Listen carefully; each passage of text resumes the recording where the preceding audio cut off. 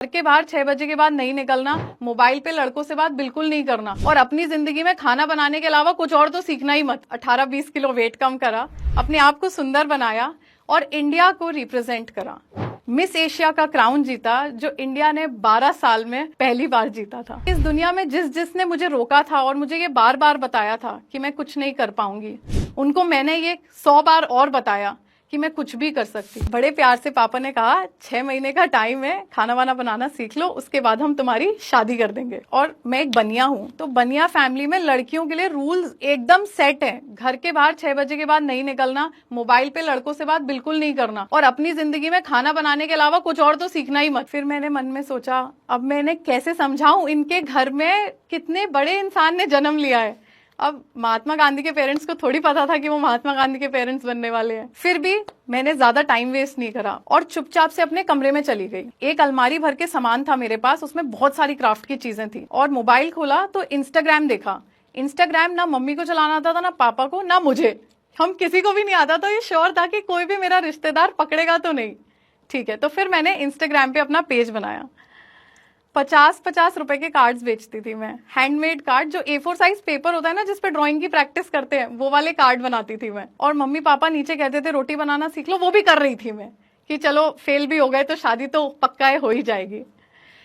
कुछ टाइम बाद ही मुझे समझ में आया कि सिर्फ घर बैठे कार्ड बनाने से काम नहीं चलेगा, पर घर के बाहर जाना अलाउड नहीं था और कोई ऐसी खिड़की नहीं थी जिससे कूद के बाहर निकल जाऊं।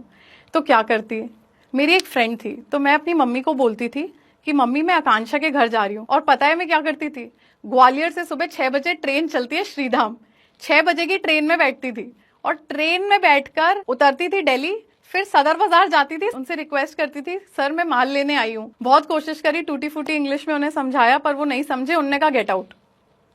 ठीक है, बची कुछ इज्जत और उधार के पैसे थे, लेकर वापस ही आ गई।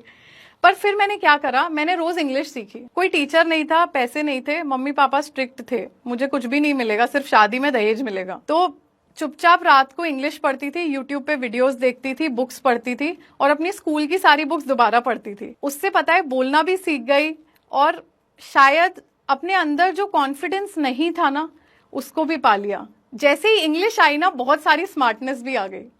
स्मार्टनेस आई तो फिर सुंदर होने का भूत चढ़ा। जब दिल्ली जाते थे सामान खरीदने तो लड़कियां इतनी टिप टॉप, और फिर हम छोटे शहर वाले, ऐसा लगता था यार अच्छी नहीं लग रही मैं। तो मैंने एक और नई जर्नी स्टार्ट करी। 18-20 किलो वेट कम करा, अपने आप को सुंदर बनाया और इंडिया को रिप्रेजेंट करा। मिस एशिया का क्राउन जीता, जो इंडिया ने 12 साल में पहली बार जीता था। उस दिन मेरी जिंदगी हमेशा हमेशा के लिए बदल गई। जिन रिश्तेदारों की चाय की चर्चा पे मेरा मजाक उड़ाया जाता था, उन सबके घर पे मुझे गेस्ट बुलाया जाता था। तो इंग्लिश ने मुझे क्या दिया, इंग्लिश ने मुझे ऐसी पावर दी जिसकी वजह से मैंने इंडिया को इंटरनेशनली रिप्रेजेंट करा। 110 कंट्रीज में वो क्राउन जीता मिस एशिया का, जो इंडिया ने कभी नहीं जीता था। प्रेसिडेंट ऑफ इंडिया से मिली। तो आज भी जब लोग मुझसे पूछते हैं ना कि तुम कितनी पढ़ी हो, मैं बहुत कॉन्फिडेंटली बोलती हूँ कि मैं सिर्फ एक 12th पास हूँ, मैंने ग्रेजुएशन नहीं करी। 2017 में जो लड़की ठीक से बात करना नहीं जानती थी और महीने के 500 रुपए उसको पॉकेट मनी मिलता था, आज उसका बिजनेस 1.5 से 2 करोड़ साल के कमाता है। यहाँ आने से पहले अपने लिए 26,000 स्क्वायर फीट की फैक्ट्री में खुद खरीद के आ रही हूँ। 300 से ऊपर एम्प्लॉयज है मेरे पास। 200 से ऊपर बच्चों की एजुकेशन में खुद स्पॉन्सर करती हूँ, क्योंकि इस दुनिया में जिसने मुझे रोका था और मुझे ये बार बार बताया था कि मैं कुछ नहीं कर पाऊंगी, उनको मैंने ये 100 बार और बताया कि मैं कुछ भी कर सकती हूँ। बेखौफ चला चल, ना खफा है तेरा नसीब, मंजिल आएगी एक दिन तेरे करीब। शुरू शुरू में सबको यूं ठुकराए रोशनी, अपने अंदर इतना जज्बा रख कि तुझसे घबराए रोशनी।